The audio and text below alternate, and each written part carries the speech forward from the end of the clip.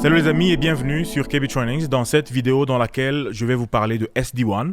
Je vais vous dire vous montrer comment j'ai configuré SD-WAN dans le FortiGate qui est mon firewall ou mon pare-feu par défaut et avec lequel je peux maintenant me connecter à deux fournisseurs d'accès Internet à la fois. Je vais vous dire pourquoi je l'ai fait et puis vous montrer les configurations, comment j'ai pu accomplir cela. D'abord au départ, je vous donne mon design. Pour ceux qui sont habitués à cette chaîne, vous avez déjà vu ce design dans mes anciennes vidéos. Ça, c'est le design de mon réseau à domicile que je suis en train de construire. La fois passée, je vais vous montrer comment j'ai installé tout ceci. Et puis, je pense que dans la prochaine vidéo, la semaine prochaine, je vais vous montrer comment j'ai installé les points d'accès, ainsi de suite. Mais là, j'ai fait un changement à ce niveau. Ça, c'est le FortiGate qui est le pare-feu. Maintenant, au lieu d'être connecté à un seul réseau, qui est ce réseau que j'ai dont je vous ai montré la vidéo, on m'a installé ça dernièrement avec une vitesse de 1 gigabit par seconde. J'ai maintenant une autre connexion de 20 mégabits par seconde qui vient par câble. C'est pour cela que j'ai mis ce modem là. C'est un modem câblé qui vient se connecter. Donc le port 1 est connecté à la connexion fibre optique. Le port 4 est connecté à la connexion câblée de 20 mégabits par seconde. C'est une connexion que j'ai prise pour backup ou soit pour comment on appelle, une connexion d'urgence. Je ne connais pas le terme, mais backup, je crois que vous connaissez le backup. Voilà, c'est cette connexion que l'on m'a installée. Alors, pourquoi je l'ai fait? Ça fait un bout de temps que je travaille à la maison, comme beaucoup d'entre vous, depuis le début je ne vais pas citer le nom, mais depuis le début de cette maladie, je travaille presque au mois de mars 2020. Je travaille à partir de la maison. Et quand vous travaillez à la maison, vous dépendez de votre connexion Internet entièrement. Surtout moi dans mon travail, je fais beaucoup de réunions, je fais beaucoup de rencontres, de présentations, ainsi de suite. Alors, il m'était arrivé une fois où j'étais en train de présenter pendant une réunion et puis du coup, moi je n'avais pas remarqué, mais j'étais coupé, j'étais déconnecté. Les gens à qui je parlais ne recevaient plus rien de moi. Ça a duré pendant une trentaine de secondes jusqu'à ce que je me rende compte que je n'avais pas de feedback, personne ne répondait, personne ne réagissait par rapport à ce que je disais. C'est ainsi que je me suis rendu compte que j'étais déconnecté d'Internet. Alors, j'ai checké mon firewall, j'ai vu que j'avais une connexion. En fait, j'avais perdu ma connexion pendant une trentaine de secondes. Et ça, ce n'est pas bien. Ce n'est que 30 secondes, mais ce n'est pas bien. En tout cas, je passe beaucoup de temps sur Internet, je passe beaucoup de temps à parler aux gens, à mes clients, ainsi de suite. Donc, je dois vraiment avoir une bonne connexion. C'est ainsi que je devais carrément avoir cette deuxième connexion qui est une connexion, voilà, de secours. C'est un peu ça le terme que je dois utiliser. Donc, c'est une connexion de secours. Et les deux connexions sont activées au même moment, de sorte que si l'une des connexions est down ou soit est inactive, la deuxième connexion va prendre la relève. Mais bien sûr, comme j'ai 1 gigabit par seconde et 20 mégabits par seconde, la connexion principale, celle qui va être privilégiée par le firewall, c'est celle de 1 gigabit par seconde. Et le 20 gigabits par seconde ne va être utilisé que pour certaines circonstances ou soit quand le 1 gigabit par seconde n'est complètement pas là. Alors, c'est là que SD-WAN va m'aider à faire cette opération-là. SD-WAN, le SD veut dire Software Defined. SD-WAN, c'est cette nouvelle façon de construire des architectures WAN. Comme vous connaissez, pour ceux qui connaissent, le WAN, c'est le Wide Area Network. Donc, ce sont des larges réseaux que le fournisseur d'accès Internet, soit le fournisseur de services Internet, offre à leurs clients. Alors, ça permet juste d'utiliser le transport, soit l'architecture qui existe actuellement pour former de nouveaux types de connexions qui sont plus intelligents. Aujourd'hui, dans les réseaux, on parle beaucoup de software. C'est vraiment l'intelligence du software qui est utilisée pour accomplir beaucoup de fonctionnalités. Alors, avec le SD-WAN, vous pouvez facilement créer une connexion entre deux sites ou une centaine de sites, par exemple. Dans une compagnie dans laquelle je travaillais, il y avait un département qui s'occupait essentiellement de SD-WAN. Il déployait les équipements SD-WAN auprès de nos clients. Et puis, à partir d'autres équipements qu'on appelle les contrôleurs SD-WAN, ils pouvaient créer des connexions ou des VPN entre ces clients-là. Ils pouvaient les associer comme ils veulent. Et ça va au-delà des notions traditionnelles de WAN que nous connaissons comme le MPLS, ainsi de suite. Et dans le cadre de ce firewall, le SD-WAN, comme vous allez le voir, me permet de balancer mon trafic à travers deux différents liens Internet. Et c'est une très bonne chose. Je vais vous montrer comment j'ai configuré cela. Je vais maintenant à l'intérieur de mon FortiGate et nous allons jeter un coup d'œil comment le SD-WAN est en train d'agir actuellement. Comme vous pouvez le voir, il y a une interface ici appelée SD-WAN. Je peux encore retrouver ceci en venant sur Network et je descends sur SD-WAN. Je retrouve la même chose. Comme vous voyez, j'ai deux membres dans ce SD-WAN. On dit SD-WAN Interface Members. Il y a WAN qui est la connexion principale qui est de ce côté. Et puis, il y a WAN2 qui est la connexion secondaire de l'autre côté. Donc, ce que SD-WAN fait est que je crée une interface virtuelle qui sera l'interface même de SD-WAN. Et puis à cette interface, j'associe deux interfaces réelles qui sont les deux connexions vers mes fournisseurs d'accès Internet. Alors, mon FortiGate, ou soit le firewall, ne va avoir que l'interface SD-WAN comme interface de sortie. Et c'est à l'intérieur de l'interface SD-WAN qu'il y aura un algorithme qui va faire de sorte que l'algorithme peut calculer, ou soit peut voir le trafic, peut voir aussi l'état des connexions pour dire ouais, j'ai un trafic qui vient et j'ai deux liens, lequel je vais privilégier. Et ce sont les configurations que je vais vous montrer tout à l'heure. Et après avoir fait cela, SD-WAN lui-même va être capable de balancer les trafics entre les deux, ou soit de diriger le trafic d'un côté en gardant l'autre côté, bien sûr, actif. Au cas où l'un tombe en panne, il va récupérer l'autre pour continuer avec le trafic. Et ici en bas, vous pouvez voir que le bandwidth ou la bande passante qui est en train d'être utilisée en ce moment, 96% c'est celle de la connexion principale ou le WAN qui est la connexion de fibre optique et 4% c'est la connexion backup qui est le WAN2. Et en termes de volume, vous remarquez que 99% de ce que j'ai envoyé comme trafic est passé par la connexion principale et puis la connexion secondaire n'a eu que 1% en termes de trafic envoyé. En termes de trafic reçu, j'ai reçu 100% de mon trafic. En fait, il faut dire que le trafic secondaire était très minime, c'est pour cela qu'il n'est pas considéré ici. Donc 100% vient à travers la connexion principale. Et puis en termes de sessions, ou les différentes sessions que mes ordinateurs initient à l'intérieur de mon réseau vers l'extérieur, j'ai 100% des sessions qui viennent, ou soit qui partent par ma connexion principale. Et puis il y a ces mesures de performance que j'ai créées qui permettent de mesurer chaque lien. Celui-ci, le premier, ça mesure le lien de CenturyLink. CenturyLink qui est la compagnie qui me donne la connexion au niveau principal, la fibre optique. C'est une compagnie pour laquelle j'ai travaillé. En fait, j'ai travaillé pour toutes ces deux compagnies dans le passé, mais pour l'instant, en fait, la dernière, celle que je viens de quitter, c'est Comcast. Maintenant, je suis quelque part d'autre, toujours dans les télécoms. Alors, le premier réglage ici vérifie la connexion de CenturyLink. On me montre tout à l'heure que j'ai 0% de packet loss, donc je ne perds pas de paquets. Mon latency, ou soit la distance, en fait, le temps que les paquets mettent pour aller et revenir, est de 2,78 millisecondes, ce qui est vraiment très bien. Et le jitter est de 10 millisecondes. Le jitter sont des intervalles entre les écarts de latency. Du genre que ça, avec 0,10 millisecondes, ça veut dire que ça peut varier en moyenne entre 2,88 et 2,78, un tout ce genre-là. Donc, c'est ça le jitter. Ce sont les différentes variations là, de latency. Et puis, la deuxième connexion qui est checkée, c'est celle de Comcast. Vous voyez aussi que comme c'est câblé, ça a un latency beaucoup plus supérieur. Et puis, le jitter est de 0,37 millisecondes. Et puis après, il y a des rules qui gèrent même le SD-WAN. La première règle que j'ai créée, c'est celle qui va préférer l'interface fibre optique par rapport à l'interface câblée. Et puis, voilà. Donc, je vais enlever mes configurations que j'ai maintenant, comme d'habitude. Vous savez qu'ici sur KB Training, je partage avec vous ces petits projets comme ça. Je vous montre comment je fais certaines configurations, ce que je connais, ce que je suis en train d'apprendre dans ce domaine de réseau. Alors, si vous êtes un professionnel de l'IT ou un futur professionnel ou même un enthousiaste qui aime la technique, n'oubliez pas d'aimer la vidéo, de vous abonner à la chaîne et aussi d'activer la cloche de notification pour recevoir une notification chaque fois que je crée une nouvelle vidéo. Donc, j'ai déjà configuré, mais je vais sauvegarder les réglages que j'ai ici. Et puis, je vais vous montrer comment je refais ces réglages-là à partir de zéro dans ce firewall.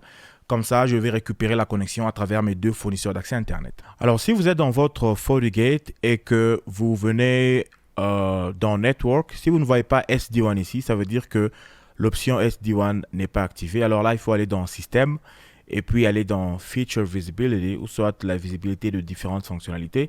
Et rassurez-vous que SD-WAN est activé à partir d'ici. Voilà, pour commencer, la première chose que je fais est que je dois sauvegarder mes configurations. Donc, je viens ici, je clique sur Backup et je vais configurer, en fait, je vais enregistrer ça dans mon ordinateur local. Je n'ai pas besoin d'encrypter cela. J'appuie sur OK, ça crée une copie de cette configuration. Je l'amène juste dans le download et je clique sur Save. Donc, au moins, j'ai mes configurations enregistrées ici. Alors maintenant, je dois effacer cette interface SD-WAN. Avant de l'effacer, comme vous pouvez voir ici, je peux venir ici et puis je pouvais effacer, mais je ne peux pas parce qu'elle est en train d'être utilisée actuellement. Alors, avant de l'effacer, ce que je dois faire est que je dois enlever toutes les règles, ou soit les IPv4 policy qui contiennent cette interface afin que je sois capable de l'effacer. Donc, je viens ici par exemple, je clique là et j'efface cette notion. en fait, cette policy. Je viens ici, non, je viens là, non, je viens là, et puis j'efface encore celle-ci. Donc, j'ai effacé les deux policies qui avaient SD1. Maintenant, je n'ai plus de SD1. Alors, je vais rentrer au niveau du network. Non, je peux pas. Ok, ça, je peux effacer. Ok. Ça, parce qu'il y a les rules, je pense que je dois effacer d'abord les rules. Non, ça, je peux pas. Okay, ça, je peux effacer. Les rules, ça, je peux pas effacer. Je vais rentrer dans le SD1. Ok, ça, je peux effacer. Mais pourquoi ça, je peux pas? On dirait qu'il y a quelque part où j'utilise ça. Ok, parce que ça, c'est encore là. Ok, j'efface ça aussi. Et puis après, je rentre. Il y a tous mes équipements là qui me montrent qu'il n'y a plus Internet. Je rentre ici, j'efface ça et je clique Apply. Et puis, je viens dans le static route. J'efface aussi la route qui est là, le static route qui est ici. Voilà. Ok, là, j'ai enlevé tout ce qui a SD1. Alors, je vais recommencer. Si vous allez au niveau des interfaces, ça, il y en a toujours. Pourquoi? Ou soit, je peux écrire Disabled. Ok. Quand je clique Disable et que je rentre là, voilà, il n'y en a plus. Donc, là, je n'ai pas de SD1. J'ai mes deux connexions. WAN1, la connexion principale. Et quoi d'autre? Et WAN2, la connexion secondaire. Alors, ce que je vais faire est que je vais configurer l'interface SD1 sur ce firewall. En premier, d'abord, je vais lancer des connexions ici. Je vais lancer les pings vers Google.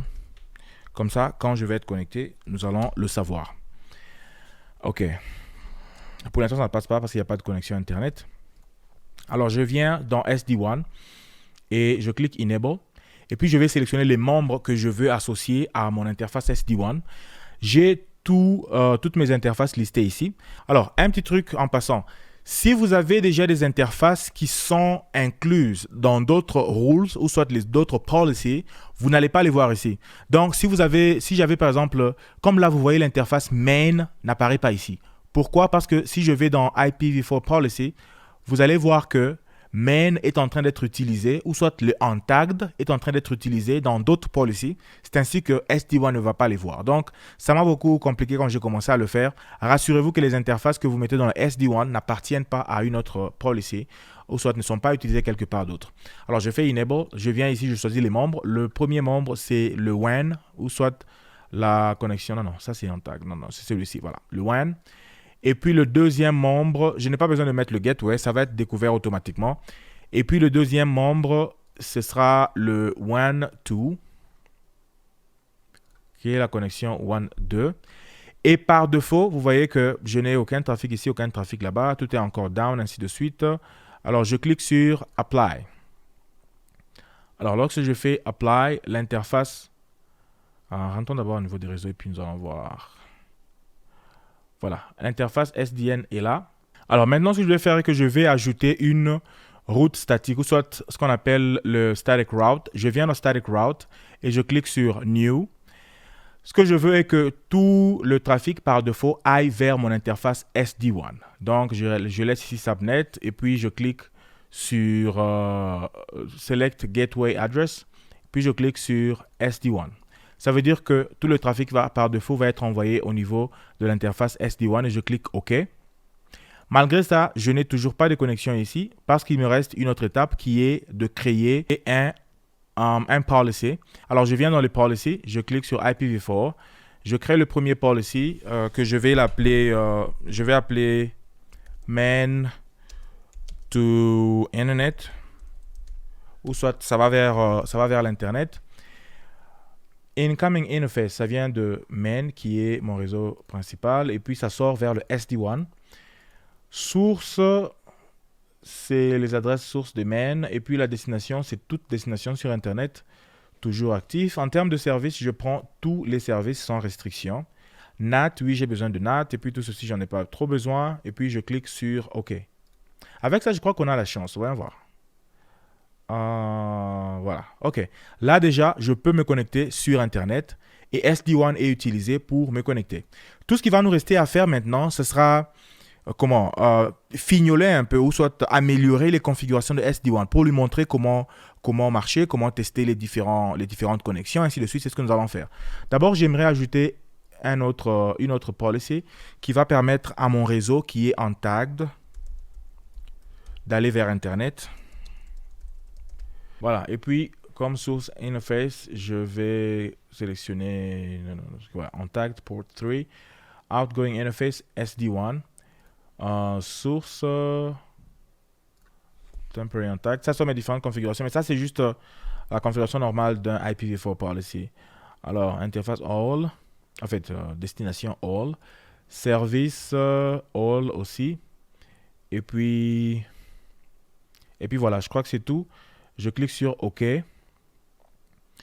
Alors, ça doit donner connexion aux autres équipements qui sont dans le réseau untagged. Voilà, alors, ce que je dois faire de plus est que je rentre dans Network et puis je viens sur... déjà, si je viens sur SD1, vous allez remarquer que j'utilise déjà les deux connexions. En termes de volume, la plupart vient de... Ça, ce sont mes anciens trucs qui n'étaient pas effacés. En termes de sessions, remarquez que le WAN1 a pour l'instant peu de sessions que le WAN2. Donc, mais avec le temps, avec les réglages que je vais faire, tout va basculer vers WAN1 parce que ça va préférer WAN1. Alors, je vais créer ce qu'on appelle le Performance SLA. Ça, ce sont des outils qui vont permettre de checker l'état de la connexion. Je dis Create New. Le premier, je vais le nommer CenturyLink parce que ça va checker la première connexion de la fibre optique. Je vais pinguer le serveur de Google et je peux ajouter un autre serveur si je veux. Quels sont les participants à ceci? Le participant, c'est le WAN ou soit la connexion primaire. Et quels sont les SLA targets? Ça veut dire qu'est-ce que vous envisagez comme meilleur résultat pour cette connexion?